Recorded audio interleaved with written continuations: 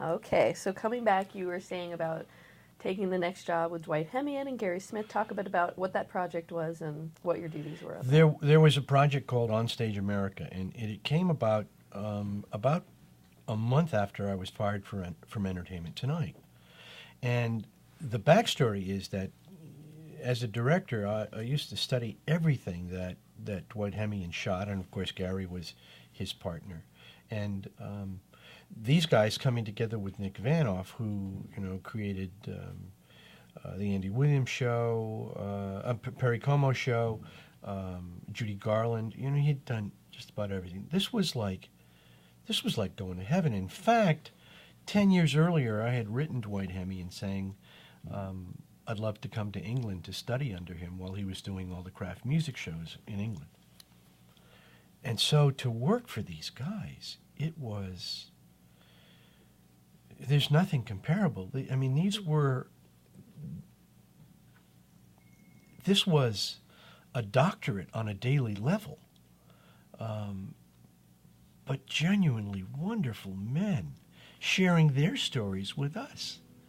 There's a great story that I could tell. I hired 2 runners, and I was listening to the runners talk one night about being in the edit bay with Gary and Dwight, the masters of musical variety. And one runner said, I hate this job.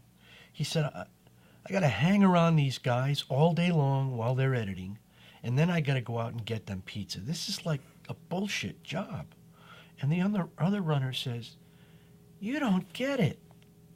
You're in a room with the masters of television, and all you got to go is get a piece of pizza every once in a while? What the hell's the matter with you? And I'll never forget that. It's pretty amazing. But these guys were so special. The premise of the show was you took a star that was either still a great star or whose star had fallen from the heavens. And I was running the group that would do the documentary pieces about the talent. And they would come out after that piece and perform on stage. And the catch was nobody got paid for more than $5,000. Really? So this was a big deal to get these major stars. So Gary and Dwight called Dean. Said, Dean, if you come on the show, you'll set the tone and everybody else will follow. And the catch was we had four hosts. We had Steve Edwards, Christensen from the Rams. I can't remember his first name.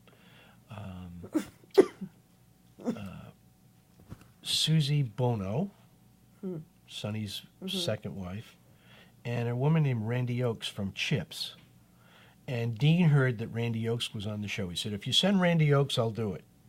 So she played pool with Dean at his home. The first piece we did was with Shelley Berman. Shelley Berman was an incredible talent, stand-up comedian, who had been on a show called the DuPont Comedy Hour. And during this show, it was kind of like a documentary show.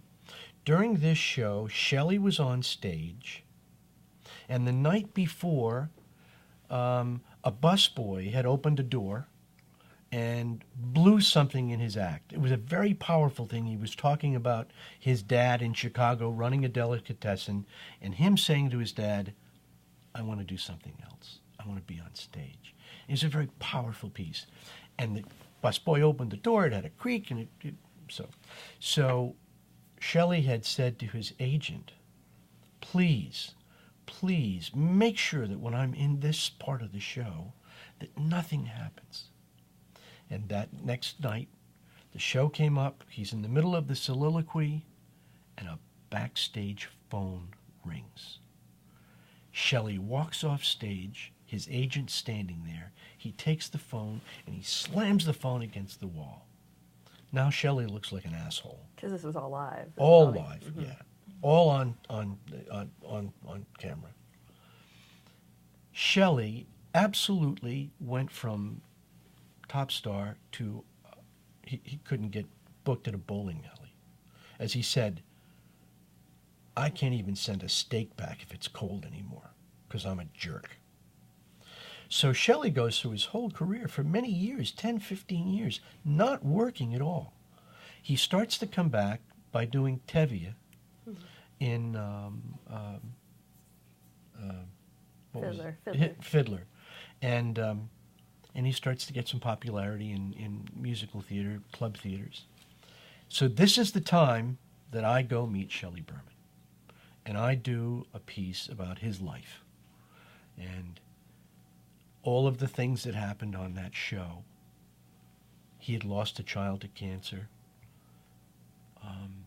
His career was starting to build up, and he was terribly, terribly frightened that showing that show again with him blowing up is going to restart that whole argument with the public. You including it in this piece. Including it in the piece.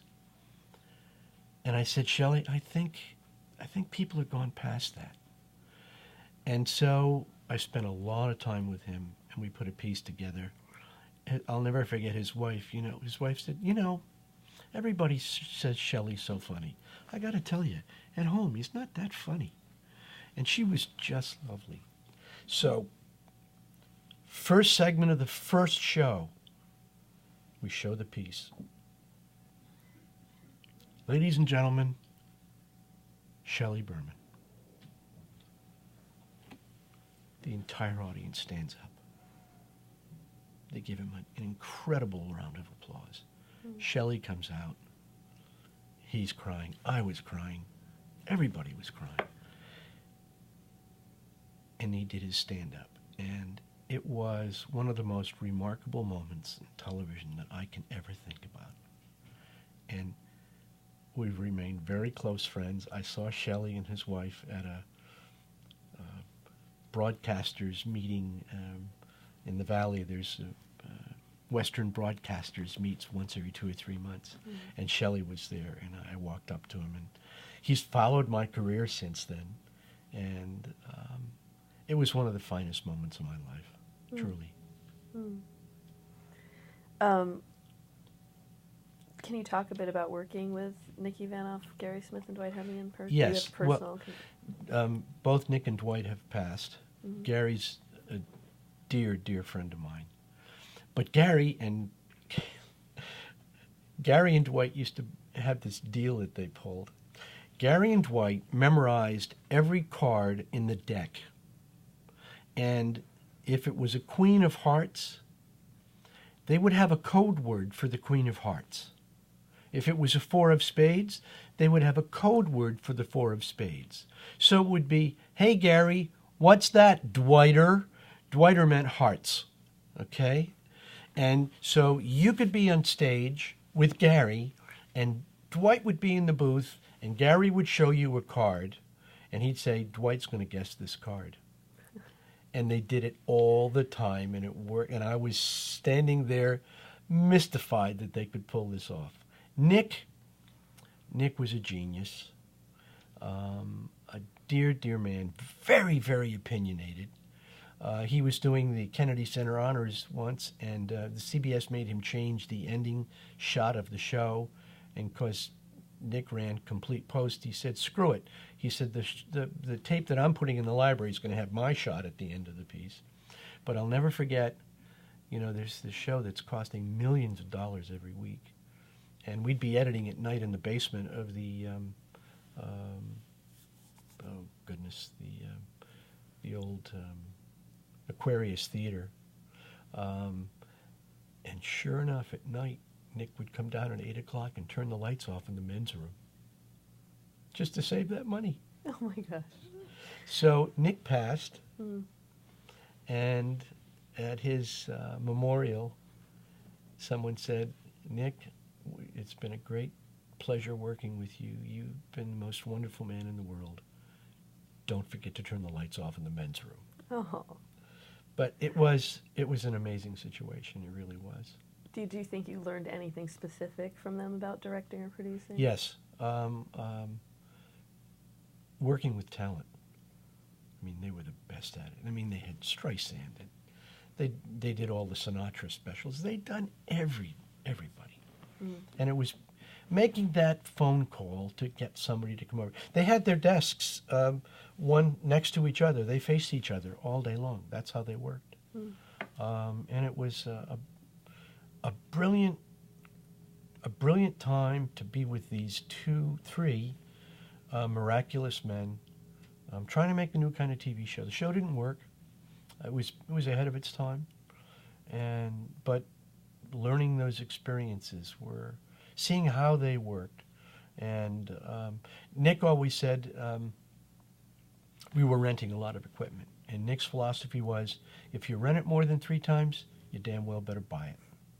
And I always remembered that. So, aside from turning the lights off in the men's room at 8 o'clock at night, there were just great experiences. And we were working with John Rook, who was, the premier lighting designer of television for years and years, did all of their specials. And I'll remember we were at the first read-through, and one of the writers, the guys that they've been working with, had written the line, and Nick said, "God damn it, blank, you killed variety once. Don't kill it again." It was that kind of, just great time to be there. Just to be there. Just with these soaking guys. in. Oh, yeah. Get him a slice of pizza. Yeah, exactly. Get them a slice of pizza. So moving on, now this is another full circle story. So your old college buddy Henry Winkler, and you work on MacGyver. Can you talk Yes. about how that project was pitched, how you came on it? Henry and I had sort of wanted to work together for a while, and Henry said, "I'm going to send you over a script. Read it and tell me what you think." It was Saturday afternoon, and it was the MacGyver pilot. I said, "Henry, this is amazing." He said, "Well, you've got to get approved by Paramount. And there are 2 guys that have to approve you. One fellow is heading Paramount syndication and production. His name is John Pike." I said, "That shouldn't be a problem. John was my executive producer at WBZ for years. He gave me my going away party." He said, "Well, the other guy's at the network." And I had just been offered a job for $50,000 to do 2 specials, $50,000 each. I'd been out of work for a couple of months. And he said, "They won't be able to make a decision until Tuesday after they meet you."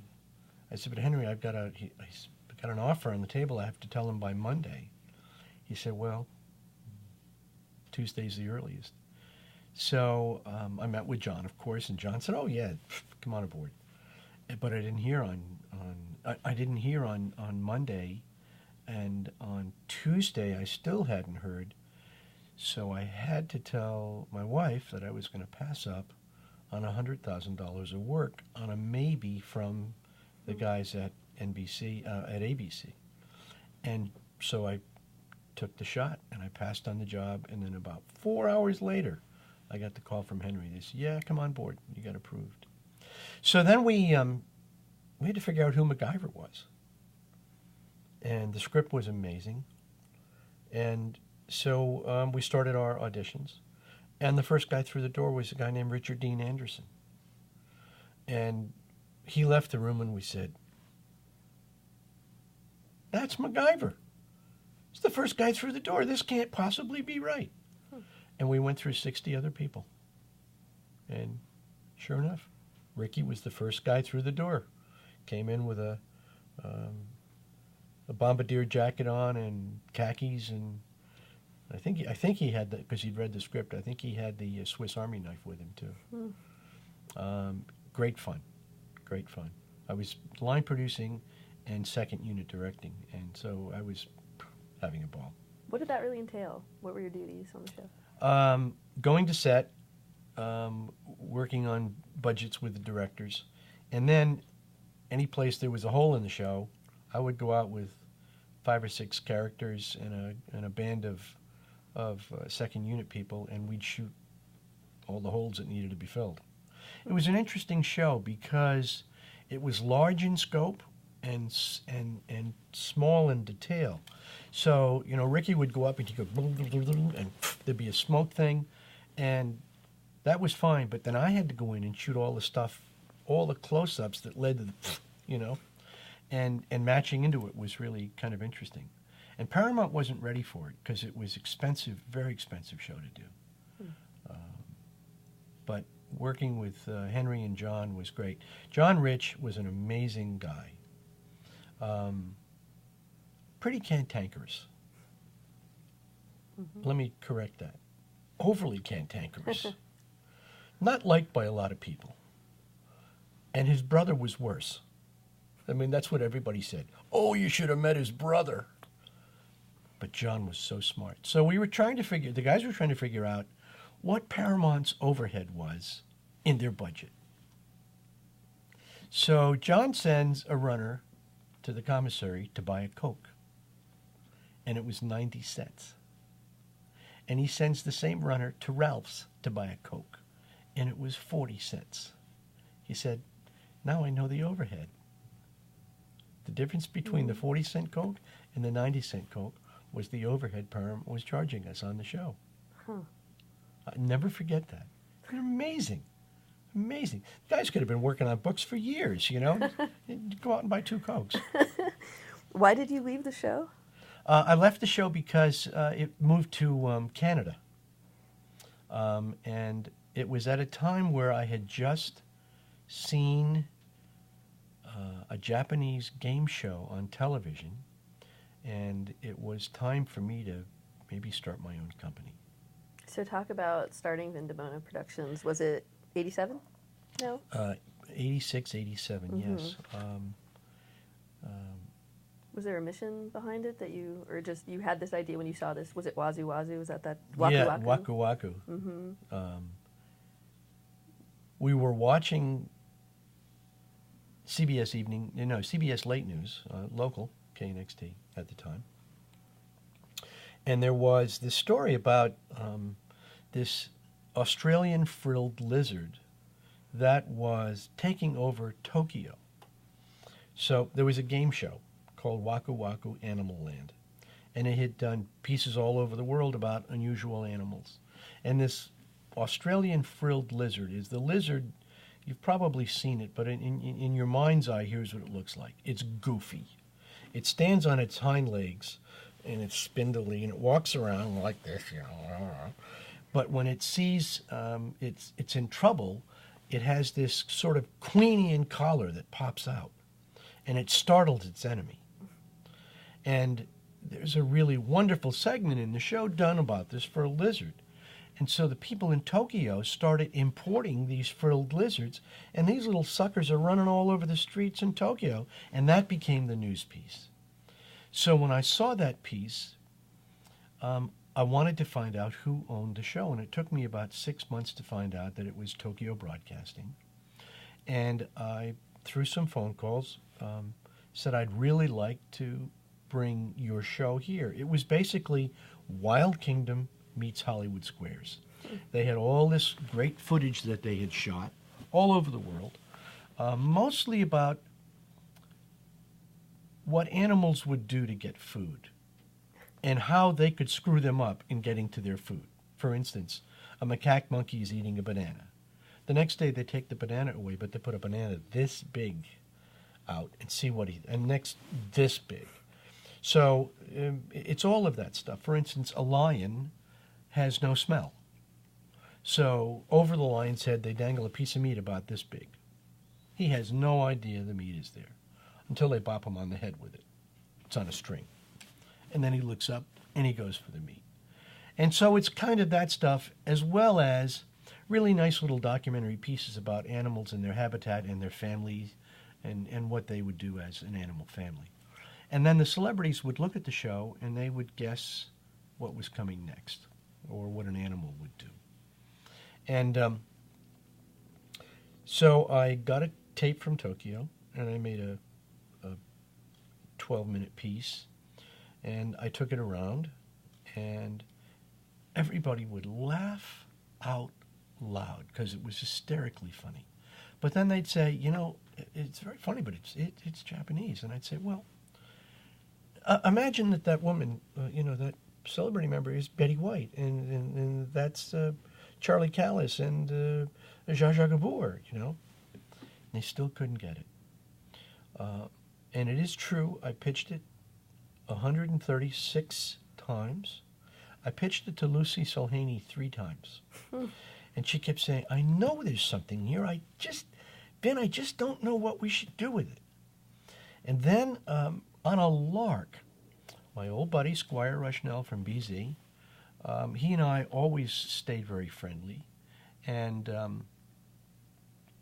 he said, I'm looking for something for Saturday mornings. We're taking American Bandstand off the air. And all I could flash was Dick Clark saying,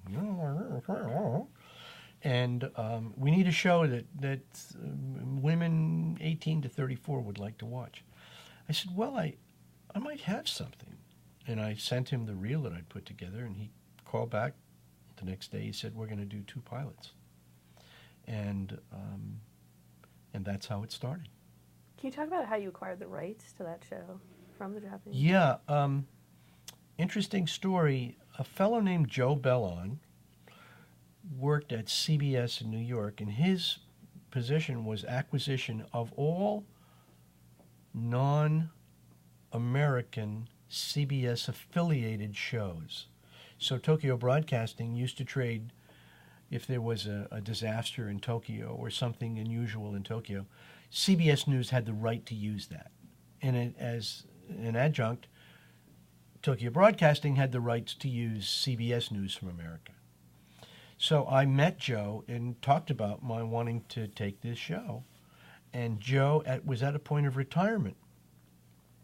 He did retire. He called me and said, I've talked to the folks at Tokyo Broadcasting. We have agreed, because of your Entertainment Tonight experience and all of the documentary experience you've had, we'd like you to run with this show. And that's how it started. And were you the first U.S. producer to bring over? We were the Japanese? first U.S. company to bring a Japanese show in, and that went a long way in Tokyo. It still has. This was the first project Vin Di Bona Productions took Yes. on. It was a Yeah. big risk for you? No, because ABC and I were partners in the show. I said, what if you guys become partners? Nobody had ever done that before. And Squire said, sure. So we share everything. And the budget was fairly decent. And it also offered Tokyo Broadcasting the ability to say, we have a show on in America, which meant a lot to them. Because this was being distributed worldwide, but in not that many markets. As soon as it hit the U.S., they were able to say, look, it's a success on Saturday mornings on U.S. television. And, it went from 10 markets to 100 markets. But ABC was putting up the money and putting up all the production money. And we shared in the profits and in the syndication. Who were some of the celebrities you did get on the show? Oh, my God. We had Jaja. We had Mary Hart. We had all the people from Who's the Boss, Jim Bullock. Kind of oddball comics. We had, I think that the most fun segment we had was with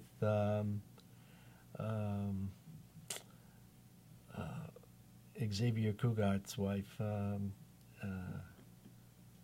Charo. Oh.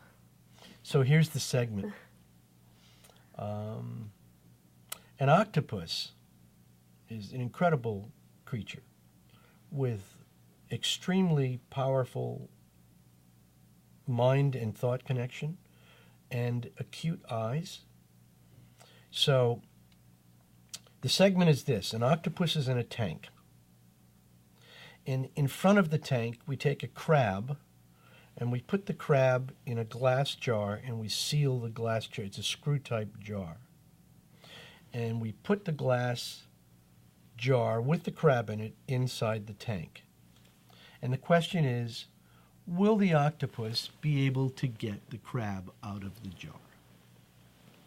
And so someone answers something, there's 4 contestants. And Charo says, oh, of course, he will be able to get the crab out of the jar. And Alan Thicke, our host, says, well, why is that, Charo? She said, and she knew what she was saying. She says, because he has all those testicles.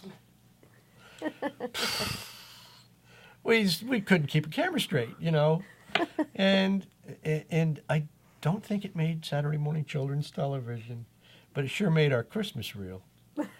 But it was great stuff like that. It was really fun. And really interesting things too. Yeah, learning and Yeah. comedy and For instance, a giraffe has the same number of bones in its neck as we do. Did not know that. Yes. A mother elephant has breasts, and that's how she nurtures her children. Did not know that. Yep. Things you know. A ton of stuff. Just ask me. I got it all. So I want to move on to the Papal Space Bridge, and you had Yeah. a story you wanted to share about that. Yeah, the Papal Space Bridge starts many years earlier when I was out here in the 9-month period not working in 1977, going to church at St. Paul's, the Apostles' Church on Ohio, and seeing that Father Elwood Kaiser was one of the priests at the church. Now, Father Kaiser had done a show called Impact. And Impact was a religious, of sorts, dramatic show. And it basically, in half-hour format, dealt with the issues of man's humanity toward man. It could be soldiers coming back from Vietnam. It could be infidelity in the family. It could be problem with your kids, all in a dramatic sense. And Father Kaiser used to get all the producers, writers, and directors to work for free. They actually paid them, but you knew that if you did them, you kicked the check back. And he used to use it for promoting all the shows. And it was a highly sought after show. Everybody who was anybody did the show. Producers, writers, directors. So in that 9-month period, when I was out here looking for work, I knew of him and what he had done, and so I went to see him down in Pacific Coast where his office was. And he looked at my tape, like Dick Clark. He said, "You're very good." He said, "But even for free, I can't hire you because you do documentary and we do dramatic." And he said, "I just don't think it's going to work." It's the very first time, and the only time, I walked out of an office and bawled my friggin' eyes out. I said to myself, how do you get hired? I mean, I offered myself for free and I can't get hired. Took it really hard. About 3 weeks later, he's in church giving a sermon. Now, I got to tell you about this guy. 6'5", deep, deep voice. Stretched his arms out when he was in his regalia. He looked like an eagle. But he also had the possibility of using his voice like this. He could whisper, get his message across. So this particular homily he was giving that day was, the real problem with life today is that people are just taking, not willing to give back. You should think about giving back. If you're a doctor and someone's in need of an operation and medical services aren't going to pay for it, and this is really critical to their life and their happiness, give back. Do the operation. If you're a grocer and your vegetables just slightly, you can't sell them anymore, go to a mission. Give them back to the mission. If you're a lawyer and you need something, help. If you're a producer or a writer or director, do something. My wife gives me an elbow. So the next day I write him a letter. Not unlike the letter I wrote when I was coming out here. I said, "Dear Father Kaiser, why don't you practice what you preach and hire me?" 2 days later I got a phone call. "Is this Vin Di Bona?" I knew exactly who it was. I said, "Yes, Father Kaiser." He said, "Well, Vin," he said, "you're going to regret writing this letter for the rest of your life." He said, "In fact, I want to do a documentary on gangs in East L.A., and I'd like you to produce and direct it with a friend of mine who's a priest." Oh, this is Streets of Anger, Streets yeah. of Hope. And that got me into that organization. I wound up doing a lot of the dramatic pieces for him, stage managing and then associate directing. And as the years have gone by, and Father Kaiser's passed, that letter which I would regret for the rest of my life, got me the chairmanship of Paulus Productions. And it's one of the dearest things in my life. Oh, great story. Yeah. And so that led to the the Papal Space Papal, Bridge right. in '87, when Cardinal Mahoney, I think then Bishop Mahoney, knew that the Holy Father was coming here. He asked Father Kaiser who should produce the show, and Bud called on me, and he also called Marty Pacetta. And so Marty and I did the show, and I'm walking around. It was at the Universal Amphitheater, and it was a day when the show was going to go live from 3 to 4 at the amphitheater, and then at the Sheraton Hotel, all media moguls would have a chance to talk to the Holy Father. And I was walking around that day, and everything was going swimmingly well. So much so that I actually said to myself, this is a little too good to be true. We're ahead of schedule. There's nothing that's a big deal. Show's going to go live at 3. I'm going to meet the Holy Father at 10 minutes to 3. We're going to discuss what he's going to do. We had to send a priest a year earlier to the Vatican because he'd never used a radio mic before. So we had to show them a radio mic. We had to get the measurements of his waist, 40-inch waist, and build the harness for the microphone. And so that was really the only. And we gave him a thumbnail of the format. But I was going to talk to him just before the show and mic him up. And the show was going on at 3. At I think 20 minutes to 3, there's an arc at the power grid at Universal. All lights to the amphitheater. The entire place goes black. Secret Service comes up and says, he's not going to land over here. Places, there's no security. So Pacetta, God bless him for his brains and everything else, says, BB Generator is on the lot. Get me 5 generator trucks. Within 7 or 8 minutes, 5 trucks pull up to the back of the amphitheater. They hook each other up to each other like Christmas tree lights. He hooks into the grid. They fire the trucks up and the lights go up.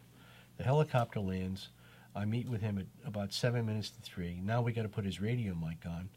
So a priest has to go under his vestments, and we have the holster built for the 40-inch waist. And it doesn't fit. Oh, God. So the Holy Father sucks it in. We patch the 2 Velcro pieces together, put the pack in. He looks up at me and says, now, my son, you know we have a very pudgy Pope. And we do the show. And that was it. Amazing.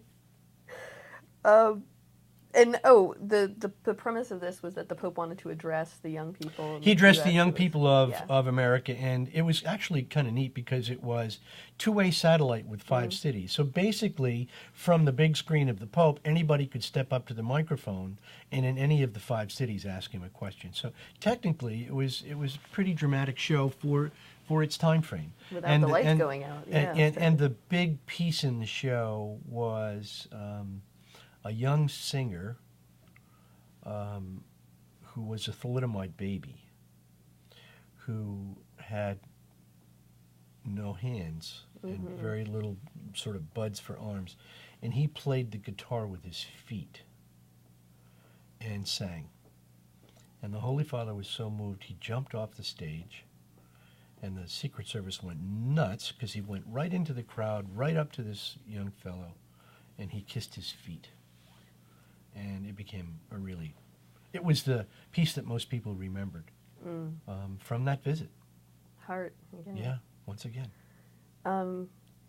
Departure, again. Same year, America's Funniest Home Videos. Yes. Let's talk about the original premise of the show and the pitch for that show. Yeah.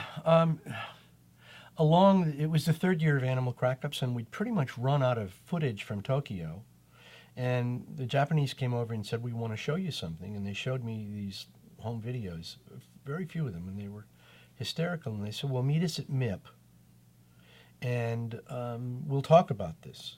And this was around Thanksgiving, and then MIP was in April. And I went over and went down to the Tokyo Broadcasting booth, and the line by the booth, it was at least 150 long, of producers trying to get in to look at these funny clips. Because of my prior work with them, they ushered me straight in, and we talked about the ability to take the show to America. But it was a variety show. And in 1988, 89, variety was gone. I mean, virtually. The nail had been put in the coffin. Right. And this format was, comedy sketch. It was called Fun with Ken and Kato Chan, two stand-up comics. And it was, a comedy blackout, some dancing segments, music segment, a little bit of talk. And then they showed a home video. And then they repeated that cycle 3 times in the show. And at the end of the show, the 4 or 5 celebrities picked one of the 3 videos, and that was the show. And they said, "What do you think?" I said, "The videos are amazing." I said, "But that format's never going to work." I said, "I think we should just run all home videos and pick a winner at the end." Now, an interesting thing happened. While I was at the Tokyo Broadcasting cocktail party that same night, I saw a producer I had worked with at KNXT, and she was there representing another variety producer who shall go unnamed. He's a dear friend, but he shall go unnamed. And she said, "I'm here scouting for my friend, and I hear this home video idea is pretty terrific. I'm going to go over and talk to the Japanese tonight." I said, "Oh, that's really great. Would you excuse me for a second?" Literally. I walked over to the Japanese. I sat down. I said, "We need to make this deal right now." And we did. That was it. And then talk about how you pitched it to ABC. Well, I pitched it to Hank Cohen, one person at ABC. And I said to him, "I have a great idea. I would offer it as a partnership between you and I, just like I did with Animal Crack-Ups." And it was about a 10-minute sizzle reel. I'd taken as many of the Japanese clips as I thought were really great, put them in a package. And 4 minutes in, Hank turned to me and said, "We're going to make this show." I said, "What?" He said, "We're going to make this show." I couldn't believe it. I mean, I run my legs off pitching Crack-Ups to this. I mean, I had done Battle of the Network Stars for Hank. So he knew that I could deliver and I could be trusted, and I'd had the background, at ABC Saturday Morning. So it was kind of an ideal situation. And then we did the pilot. The pilot aired on Sunday night of Thanksgiving weekend in 1989. Violent snowstorms on the East Coast. Torrential rain on the West Coast. Sunday, Thanksgiving weekend, everybody's home and nothing to do. And people started turning the show on. And by the second half hour of the show, the word, no tweets, all phone calls. "Oh, take a look at ABC, blah, blah, blah, blah." And the next morning, I went to the prospect lot early to see if I could get any read, and I started getting calls from the New York switchboard at about 8:30 in the morning. And operators said, "Well, so-and-so would like to talk to you. They're a viewer, and they wanted to voice their opinion." So I got 2 calls. The first call was that show is really interesting. No celebrities, and it made me laugh. What a great idea. I said, "Okay, that's not bad." And the second call was, "That young fellow, Bob Saget, where can I get a jacket like his for my husband?" I'm figuring, okay, there's something going on here. And the next day, it was the highest rated show they'd had on Sunday night in 12 years. The next day, Bob Iger and Ted Harbert called me into the office. Another flash forward, and I'll tell you in a second. So Ted asks me to produce 10 shows starting in February. He said, "Now, you think you can deliver those?" I said, Ted, absolutely I can deliver that. Now I'm going to flash forward to 5 months ago. I'm in the commissary over at ABC, the executive commissary, and Bob Iger comes by.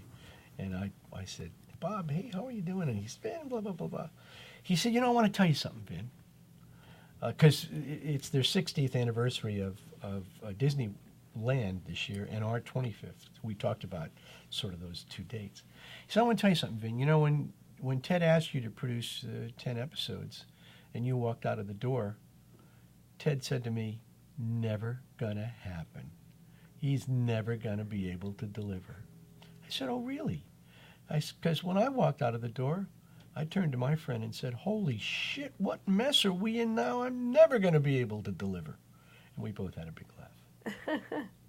And I want to talk about the submissions and how you were able to deliver it in a second. But first of all, how did Bob Saget get cast, and what made you decide he would be a good host? I saw him on The Tonight Show, and I really liked him. And then I called ABC and said, I'd like to use Bob Saget. My first choice was John Ritter. And I talked to Bob Myman, and I'd met with John, and John was at a point in his career where he wanted to do less comedy and be more of a film actor. And he had to draw the line. He said, this is a great show. He said, but I don't think I want to do it. So I saw Bob on The Tonight Show, and I went back to ABC, and I talked to some of the executives there, and I said, I'd like to use Bob Saget. And he said, who is he? I said, he's on your network on a show called Full House. Oh, really? We don't know who he is. And so I got Bob. And Bob said, Bob's line was, at that point in his career, hi, I'm Bob Saget. I played Danny Tanner on Full House. That was literally his introduction. He said, I don't know if I want to do this show. I said, Bob, if this show works, you'll never, ever have to say I'm Danny Tanner, I'm on Full House again. He said, you think so? I said, I really do. And it's the truth. What made him work well as a host? What made him work well? He, working with a stand-up comic as opposed to working with somebody like Tom Bergeron, who's a host, is a very different experience. Bob's sense of comedy and Bob's ability to do the voiceovers and be anamorphize himself into a dog or a little kid or a frustrated dad, and the ability to do the voiceovers was really astounding. And he did all the voices for the voice. He had about 20 different voices. And he was unique. His form of comedy, his form of comedy was a joke on a joke on a joke. So he'd tell, did you hear the joke about? Oh, did you hear that joke? There's a joke about. And that was his comedic timing. And it worked for a long, long time. Worked for a long time. Why did he leave? We think we needed a change at that point. The network was going through a change in leadership. And it was a very tough discussion that Bob and I had. We're still dear friends. I would work with him again in a second. 2 seconds. We have a great deal of love for each other. The show changed a lot of time slots. Did that affect, do you think, anything about the show? No. The final time slot after Bob, well, actually, during Bob's last couple of years, they put us on Friday nights at 8. They double ran us on Sunday nights. They ran us on Monday night after football. Sometimes they ran us 3 times a week, and the show was successful in every single time slot, except Saturday night. And that was the nail that put us off the air for 6 months. Right. Yeah. And then when you came back, it was retooled. Talk about the new host. New host. We did some specials during that 6-month off period. Richard Kind and a couple of other folks did Hughley, special. DL. D.L. Hughley did, yeah, some, and they were terrific. And then I was given an award at the New England Emmys 15 years ago for sort of lifetime achievement. It was really kind of a half-life achievement at that time, but at least in New England it was a big deal. And this guy, Bergeron, was the host of the New England Emmys. Now, it's mostly news guys, mostly news things that happen and win awards and documentaries. And he was hysterical. And the network had talked about wanting to come back and, building a new show. And my mother leaned over to me and she said, "Get that guy." That's the absolute truth. And that night I went up to him and I said, he had been doing Hollywood Squares, a really great job. I was aware of him. But he was even better at the New England Emmys because he was, making chicken salad out of other stuff, And he really was talented. And so the network at the time wanted him to do one show for us. And I said, no, I'm not going to ask him to do one show. He's going to come aboard for 13. And we got that agreement, and the rest is, a feather in his cap and any other cap he wants to put on, because he's amazing. What did he bring to the show that was different from Saget style? Saget was about the joke, and Saget is a stand-up comic, and he lives on the last joke. Tom services the clips. Tom sets them up. He sets the tone. He has the wink. He has the move. He has the, this. It's kind of a double entendre facial expression that he'll do after having delivered a line that adults understand. Kids have no idea what the hell he's talking about, but they do know a clip is coming up. And he's genuinely loving the show. I think at a point, Bob wasn't as pleased being on the show as he wanted to be. But then again, you have to realize where Bob went after that. He went into a total different change of mode for his personality. So that was probably part of the reason I think Bob was not as enamored with the show toward the end. And he'd had a lot of serious family issues. His sister passed away. It was very difficult for him. And it all came at a time where there was a lot of change going on in both our lives. And now Tom's announced that after the 25th season, he'll be leaving. Are there plans for what's next? Yeah, he has plans, I'm sure. We have plans. We're talking to very few people, very few, handful. I haven't made any decision yet. I want to get past our 25th anniversary show. And then as we head into March, April, May, start to make some decisions and then announce it by the time of our last show. I want to be respectful to Tom because he's a great guy. And this is a career decision for him. And I respect that. How would you describe your producing or management style with the show and your approach to talent? I believe in letting talent have as much of a free rein as they want, under some direction from me.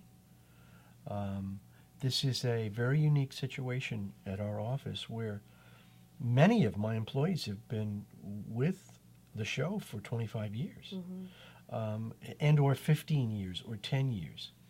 And there's not a lot of ego here. The only ego in this building is about making the show funnier. And we sit in here.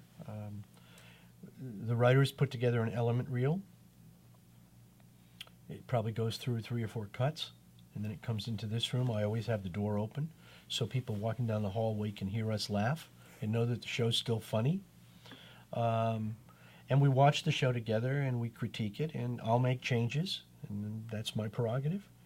And then, but together we pick who we think the finalists should be on the show, that particular element reel. Then we go to studio, and I've trained 4 cameras on the audience, so while the clips are running and the studio is enjoying the show, I'm seeing their true reaction. So we shoot the show long, maybe 5 minutes long, And then we cull from that all the best stuff. And that's what gets into the show. I do the final decisions on the show as to what goes in the show. I sit with AD and editor and executive producer Michelle, and we go over the show together, but ultimately the end cut is mine. Can you talk a bit about the selection process, what you look for, what you avoid? Well, we avoid anything that's duplicative, that could be harmful, and we say that all the time. Were there any issues of that early on? No. Early on, the LAPD came to us and said, "Can you report anything of harmful child abuse?" We had one instance first year where a guy had left his child in the car with the windows closed, and somehow thought something was funny in that. So we reported that and haven't since. What I think has happened is people know what the show's about. In the first year, we got, I tell the story, we got a guy who sent a tape in of his pencil collection. And it was like 20 minutes long. What the hell? But now people know it's either amazing or funny. What do you get the most submissions of? What kind of videos? Dogs and kids. Dogs. Weddings. Yeah. And the format of the show, there is kind of a format that sounds Yes. like does Michelle put that together? Or is that all of you inputting? The writers, the show has taken a swing. In the Saget days, it was producers looking at the clips, picking the clips, putting them in the element reels, in the formats, in the segments, making the show. When Tom started, we also started letting the writers put the reels together. They see all the clips after the screeners have seen them and sent them along. And, there's that 25-year history where a computer can't remember that a clip in show 3 really would go great if it comes together with a new clip that was just sent in. Can't do that by computer. So all of this history is involved in the show and in making the show, and it kind of all works. But before that, with just the producers picking it, and that was sort of one set of eyes as opposed to 4 sets of eyes who have a comedy bent to begin with, it really changed, and it changed for the better. Can you talk about the legal issues and clearances that you go through with these clips and getting permission to actually show all these people on air? Well, that's the issue. I mean, imagine a wedding clip with 20 people in the wedding party. You have to get everybody's signature. And do you actually go through? Oh, absolutely. Oh, sure. So how long does that take? It takes forever. It takes a month. And it's a lot of clearance people that do it.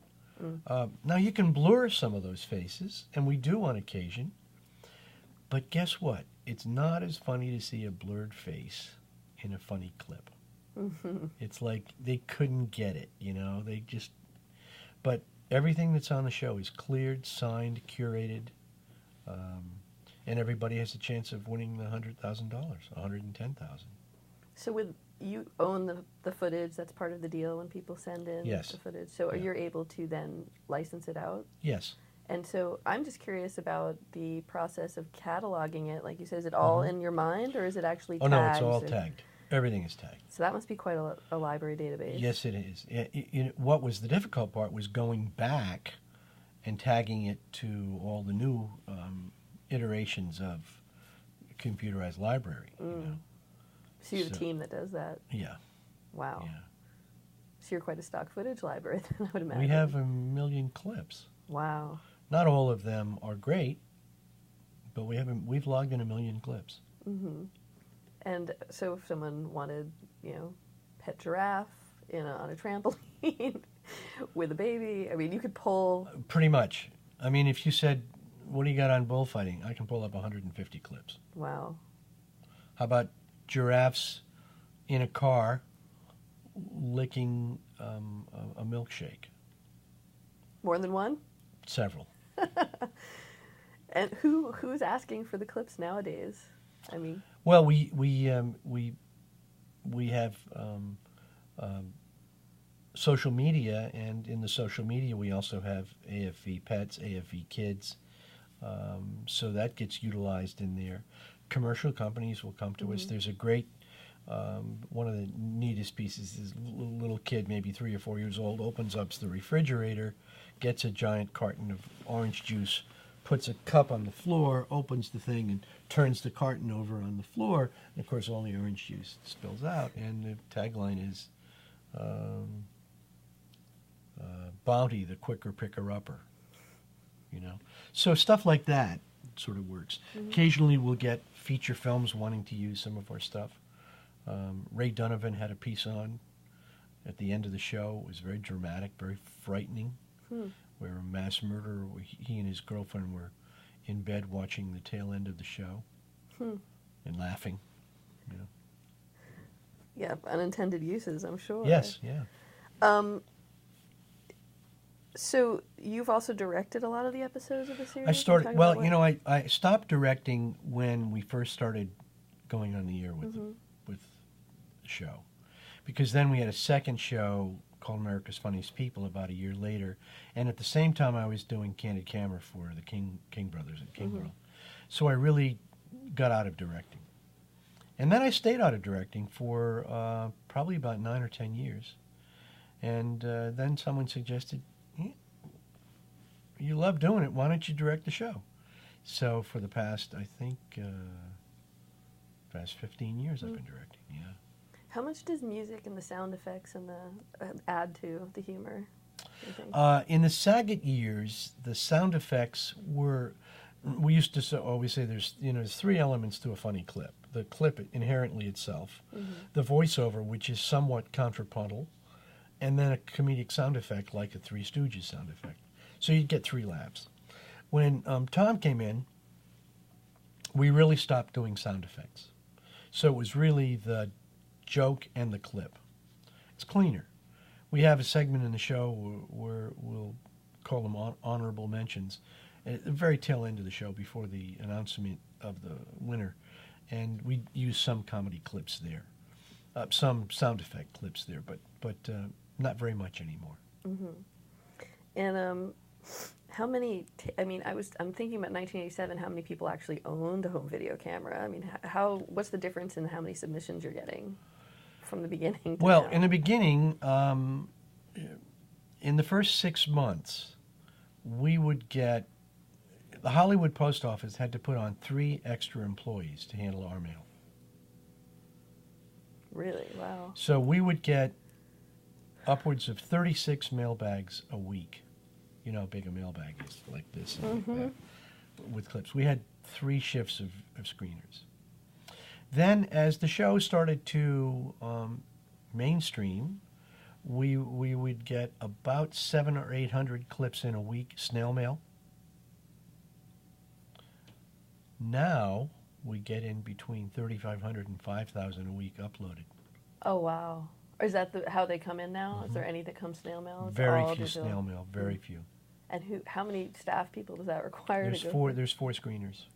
So what's the iteration of? There's like a first round. Where do you see? At what point do you see? I don't see it until it comes here in the element reel. Okay, so it's gone through. It's gone through screeners. It's gone through several producers, and then the writers. And what are the rules of just cutting something, just saying no way, this isn't going to make it on TV? If it's bad parenting, if it's harmful, if it's in very bad taste. Vomiting we consider good taste. Crotch hits we consider extremely good taste. Why is that? I'm going to tell you a story. So we started selling the show to Europe, and the Dutch say, we can't put your show on the air. And I said, why? They said, well, in Holland, someone having ill fortune and people laughing at someone having ill fortune is a social disgrace in Holland. What? So if someone gets hit in the groin, we feel very sorry for that person. What? So the show goes on the air. and there's a crotch hit in the opening salvo, and it's like everybody in Holland watched and laughed at the same time, and that has never been a problem since. Crotch hits are universal. Crotch hits. Have you found that to be? I mean, it's in so many countries now. Have you found that? Is there any humor that doesn't go over internationally? Is there anything that's specific to American humor? I don't think so. Mm-hmm. I think we're all on this planet in the same boat.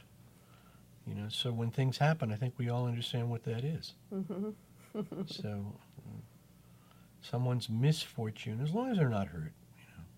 Have there been waves of differences of what America has accepted as funny and not, or is it just perennial, same thing? No, it is perennial. Mm-hmm. The issue of the show is using that perennial familiarity and yet adding to the show so that there are different segments other than just, you know, birthday clips. So you might have some birthday clips, okay? Mm-hmm. Everybody has birthday clips. But we have so many of these things. We can say, yes, there's a birthday party, but look what's happening in the background. And a dog is licking the cake while they're ready to.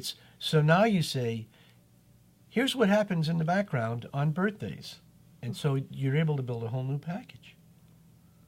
It's almost got less to do with birthdays and what happens in the background. Hmm.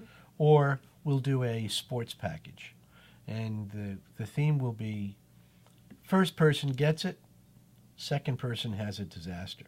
So you show somebody going over a whole bunch of things to jump, and the first person gets it, second person, wham, knocks out every single one.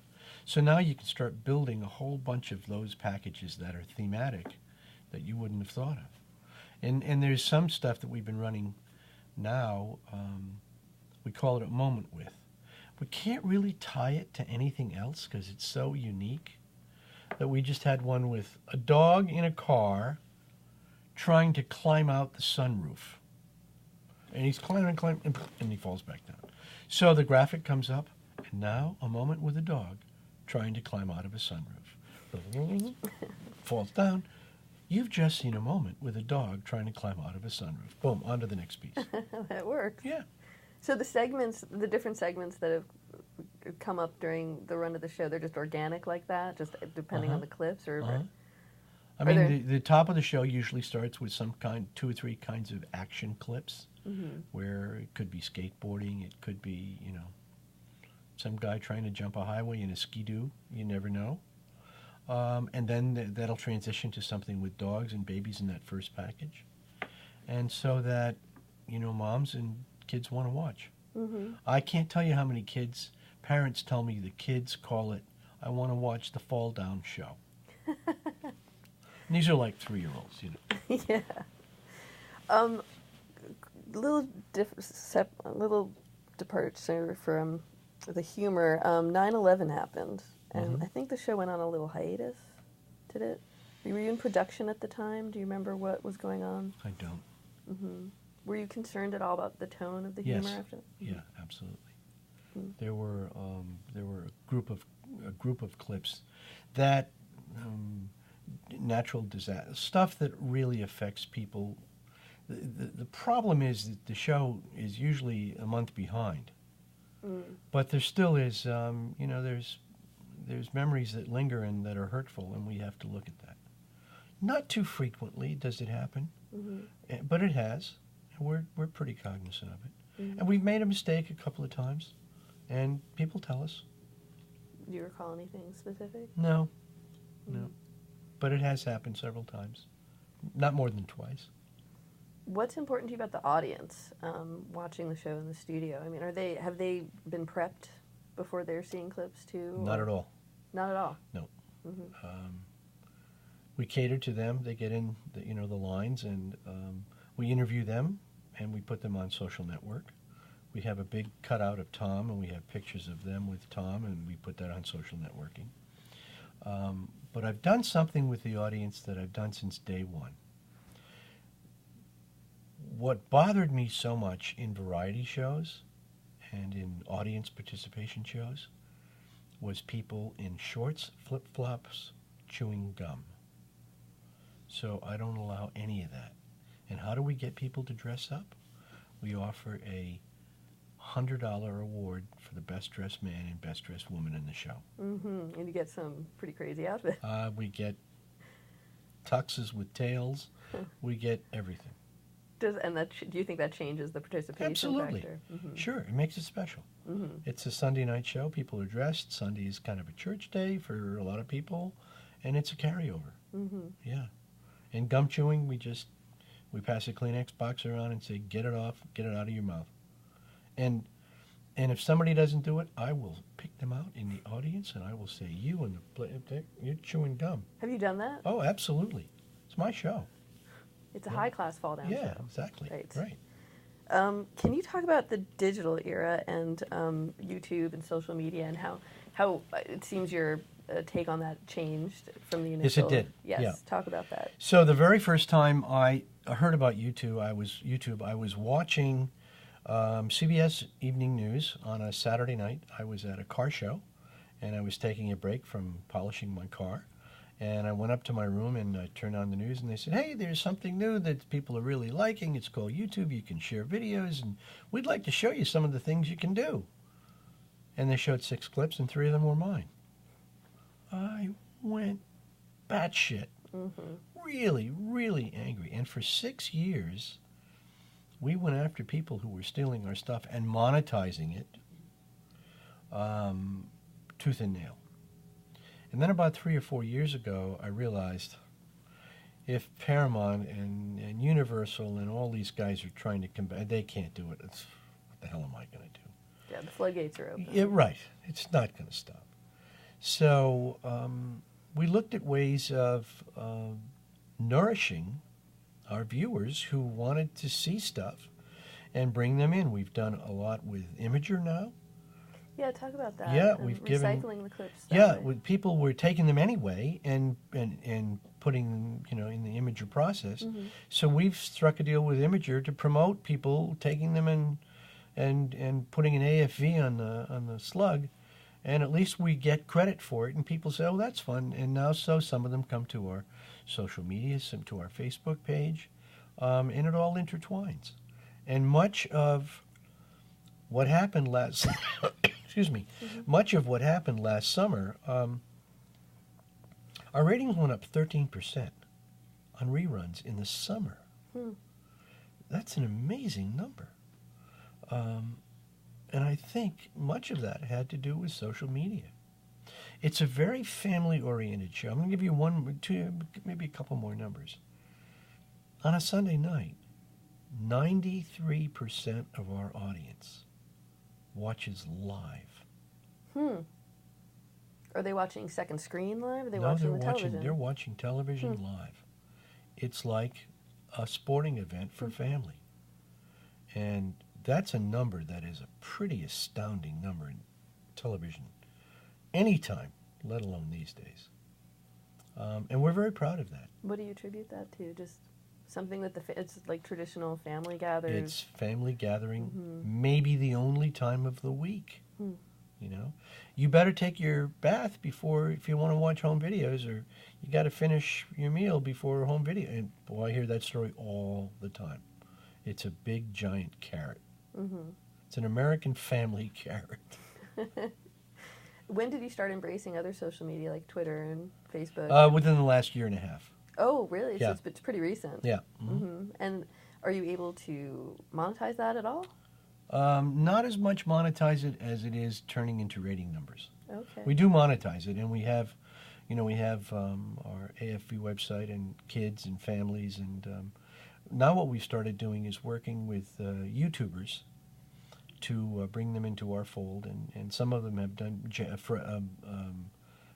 Shay Carl has done several pieces with us, and he's like the biggest YouTuber around, family YouTuber. And so a lot of what he does echoes what we do, and so we sort of formed this family so that his stuff goes on our network and ours goes on his. Smart. It's been helpful, very helpful. What do you think, what are the challenges of keeping the show fresh after 25 seasons? Well, I think the biggest challenge will be finding a new host. Yeah. That's key. Finding someone who is unique, different than Tom, different than who Bob was, and they're out there. There's some really good folks out there. Continuing to encourage people sending in uploading. We now have a really great Android format where on our Android app you can pick a genre of clip, you can pick an age group appropriate for the clip, and you can pick the amount of time you want that age group to watch that genre clip. So it can be a babysitter for 10 minutes, could be a babysitter for 2 minutes. You can pick, you could have kids watch a whole show, and all through the app. It's pretty amazing. Is there a key to you of running such a long-running show successfully and having the staff that you do stick around? Well, we love working together. We really do. And we never break the first rule of comedy, which is it's got to be funny. And we don't use the laugh. We have a laugh machine on the show, of course, but it all comes from the audience. I used to say there's guaranteed 20 to 30 belly laughs in our show, and it's true.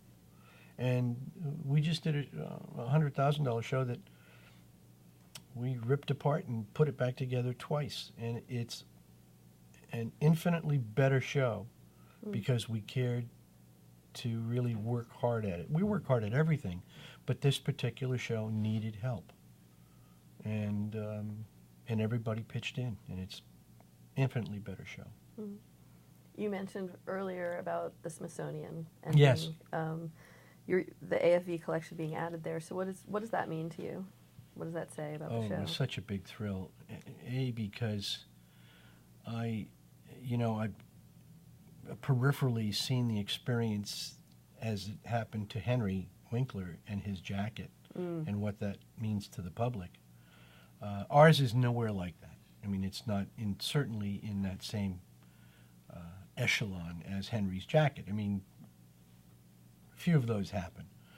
But to be there and be part of history, and now because of that, I've also devoted some of my time to the Smithsonian and becoming a part of television history for which I know people look to for laughter and feel confident that if they tune in, they'll get what they're asking for. I'm very proud of that. And really proud of the people here who do that with me. And once again, we criticize ourselves only for the show that we're producing and not as individuals, because that doesn't work. And we have a really great group. What I like is that oftentimes we'll do a family picnic in the summertime or just before we start, and I can see the families that have grown up on this show. People who've bought houses, who've had children, who got married and, working on the show. It's pretty amazing. Whether it's grandfatherly or not, I don't know, but it's a good feeling from a television show. Do you want to talk about some of your producers and staff? Yes, yeah. Todd Thicke, who has actually started writing for me on Animal Crack-Ups, has been with me for 28 years. Manny Morrow, who's our editor, has been with me since Animal Crack-Ups. Michelle Nassaway started, it was I think her second job out of UCLA. She's now executive producer. Sybil Lindenbaum and I go back so far we can't even talk about it anymore. And she has been, the most stalwart supporter I think anybody could ever have. She's just sometimes embarrassingly charged with making sure we're in front of something or someone or somewhere. And she, just a warning, she usually wins out. I mean, be prepared, And the writers, Mike Pileshi and Jordan and Eric, yeah, thank you, Sybil. And then Rich Connor, one of our producers. My beloved secretary, Melissa, has been with me for 14 years. She's an Emerson grad.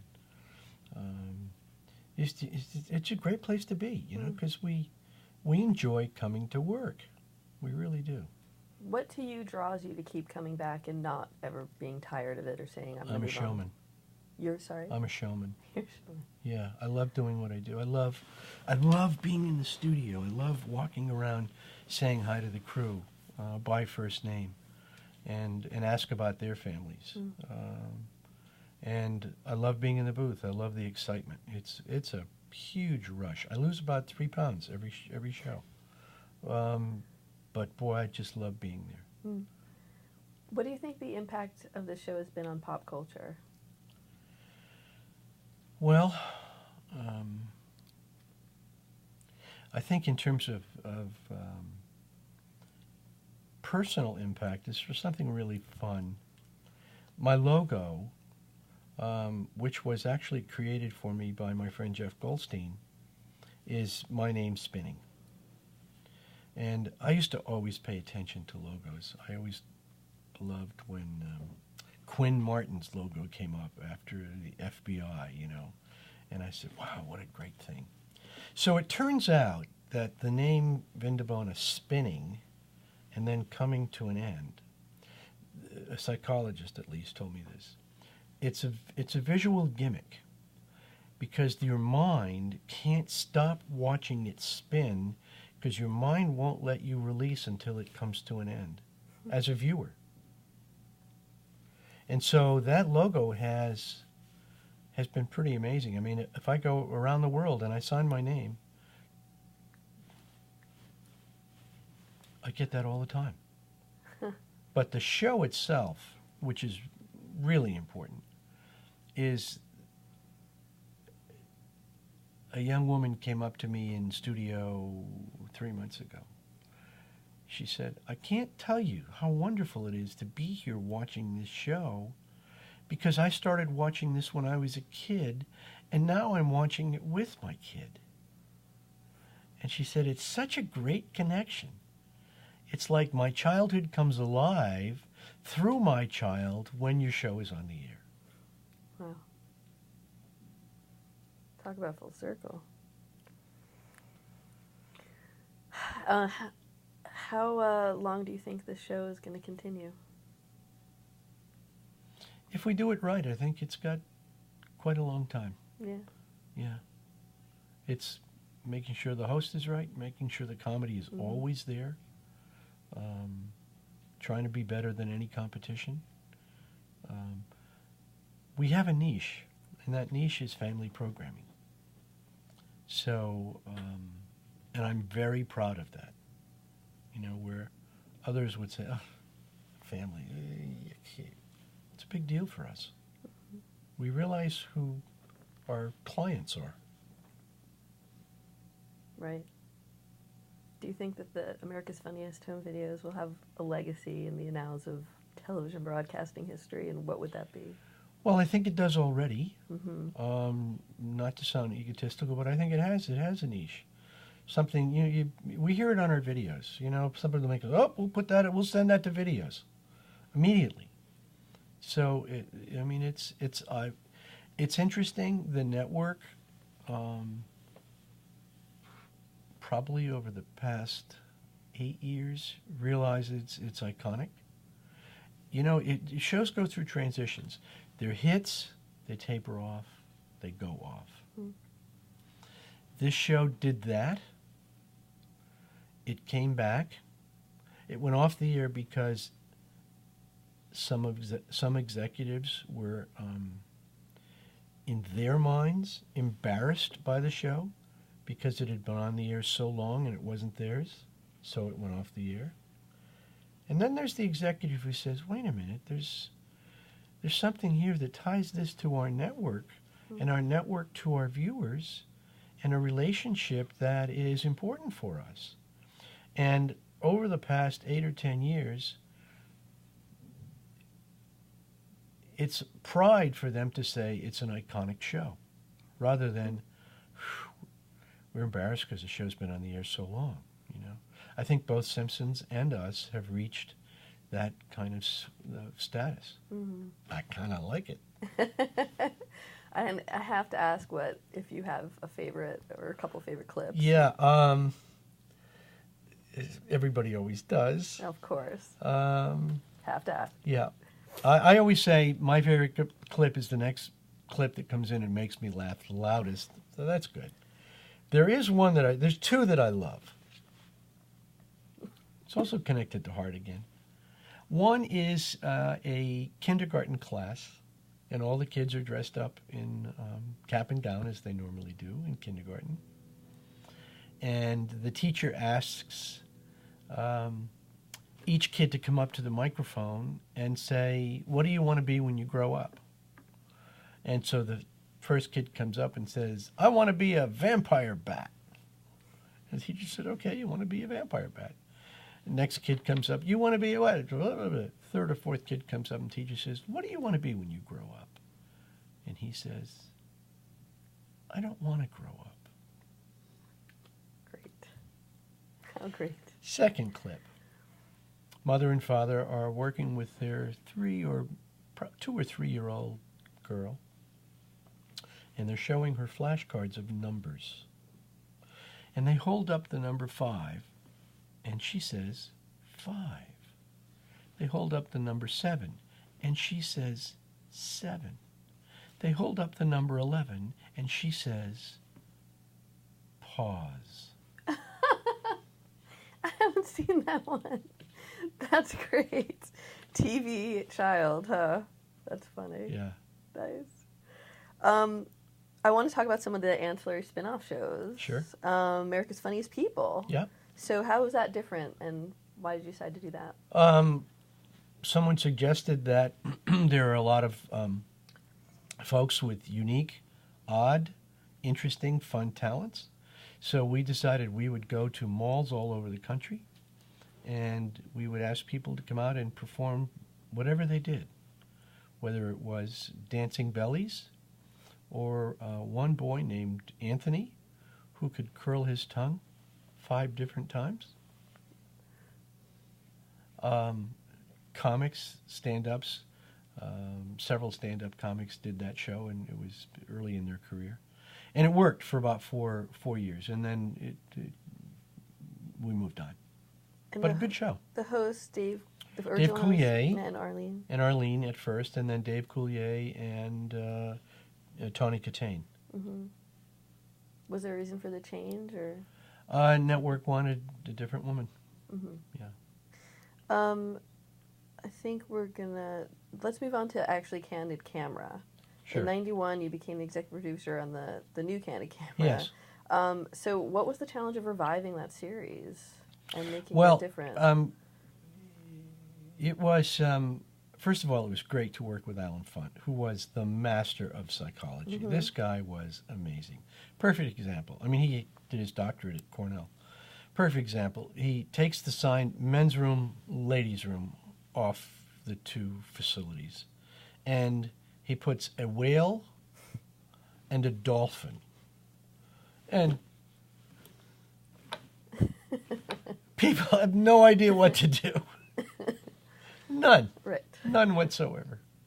And then he was so good at this, we actually recreated many of his pieces that he did back in the 60s. A guy goes into a restaurant, and he's a truck driver, and it's in a diner. He's sitting on the counter, and he orders a coffee, and he gets his spoon, and he spoonful of sugar, puts it in the coffee, starts stirring, and the spoon falls apart. Well, the spoon is treated so that at a certain temperature it breaks in the middle. Simple stuff. Oldies but goodies. Oh, yeah, absolutely. Absolutely. And Dom DeLuise was great. He was so much fun to be with. Mm-hmm. Interestingly enough, on that show, King World sort of shot itself in the foot because King World had sold Wheel of Fortune and Jeopardy in all the major markets at 7:30 at night. And this was clearly a 7 to 7:30 to 8 o'clock show. And all the great time slots were taken by their own company. So the show failed. Yeah, too bad. It is too bad. But I hired this young guy from Emerson. It was his first writing job. And I've actually seen some of the bits that he wrote on Candid Camera in the show that he wound up creating called Will and Grace, and it was Max Muchnick. I said, Max? He said, yeah, that was Candid Camera. Were you a fan of the original? Had you watched it? Yes, always, yeah. So sure. how did you, were you asked to do it? Or? Yes, yeah. King World came to me and asked me to do it. Was Alan Flint involved at all? Or? Yes, Yeah, very he much was. so. Yeah. Okay. It was his baby, you know. Yeah. Yeah, it was very important to listen to what Alan said. You know, there's two ways of doing a show. Oh yeah, sure, right, thanks. Or I'd like to know how you made that work, which is what we did. It seems like you've had a lot of that from your experience of dealing with talent. Yes, yeah. And Alan was sensitivity. no piece of cake. Alan was crotchety and codgety and all words beginning with C or K, but I learned a lot from him. Well, if you can handle Shelley Berman. Shelley. We'll talk about his knife collection later. Yeah. 1994, you became the executive producer on Maximum Drive. Can you talk about that game show? It was a game show for where the network is. You know, these networks change names so much. It was kind of a show with kids driving motorized vehicles in a lot of mud. It was okay. It was an okay show. I mean, I wouldn't go nuts over it. And you've done, a couple of kids shows now. Are you drawn to that? Do you like working with kids? Are they more difficult? Or? Well, I think we were into. My daughter was working for me then, and she was the head of the kids division, and she has since become the mother of kids. And so we've really not done much more with children's television. Talk about Sherman Oaks. Sherman Oaks was an amazing show. In fact, we're going to present it to TV Land in the next couple of weeks. It was created by Chris Beard, who created Sonny and Cher and was head writer on Laugh-In and Gong Show. And it's about a dysfunctional family in Sherman Oaks. And in every show there's an earthquake. And each of the family members tries to guess what number it is on the Richter scale. And it's bawdy comedy, and it was for Showtime. And some of the topics were very, very difficult to approach and even more fun to make fun of. Chris he's totally nuts. You know, there's a scene in one of them where the maid, an Hispanic woman, very, very beautiful Hispanic woman, who likes to do about everybody who walks through the house. She has an encounter with the gardener by a tree in the backyard, and she's doing the gardener while the gardener still has the weed whacker in his hand, and the weed whacker keeps hitting the tree, and it carves the visage of the Blessed Mother in the tree. Great. And Christians from all over Orange County in Southern California come to see the visage of the Blessed Mother in the tree. I mean, that's how nuts Chris was. Was it a totally different experience working for pay cable, like to do? Yeah, it was. We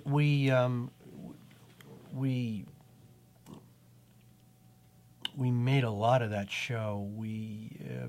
The premise of the show was a young filmmaker gets invited to live with a family and document them. Well, the mother is a feng shui wacko. The father is a plastic surgeon with girlfriends on the side. The daughter is a sex queen with 38 double Ds, who is the sweetest woman in the world, but one or two screw looses. And the son is a white kid who somehow, through his association with his black friends, thinks he's black. So he talks the language. And there is a nephew whose father has been imprisoned, who comes to live with the family, who is more right-wing than Ted Cruz. Mm-hmm. And that's the family. And whatever happens in between happens in between. And it was an amazing show. And we produced that show we did 31 setups in 2.5 days. Wow. Locations. Right. Locations, not just setups. Wow. It was pretty astounding. So we think that TV Land, who is looking for a show for 40-year-old women plus, could be great. Could be a lot of fun. Do you think it'll lose anything with some of the subject matter comedy? Yeah, we'll take some of the TNA out. Not much, but enough. Right. It's a lot of political comedy. Right. Yeah. And then 1999, you executive produced Dreammaker with Richard Simmons. Can you talk about that project? One of the worst experiences of my life. I loved Richard. Did everything we could for Richard. He's a decent fellow. Sometimes. The problem with that show was Richard became so emotional. It was like Queen for a Day. Mm. Richard became so emotional, he cried at everything. So there were no hills and valleys. It was all crying. And so the network, it was Tribune, came to me and said, "You got to tell Richard not to cry." I said, "Shit, I got to tell Richard not to cry. This is what he does for a living." And I went and I told him that day, "You got to stop crying." And I left the house and did $31,000 damage to my car because I wasn't paying attention. I hit a gardener's car at 5 miles an hour. Oh, God.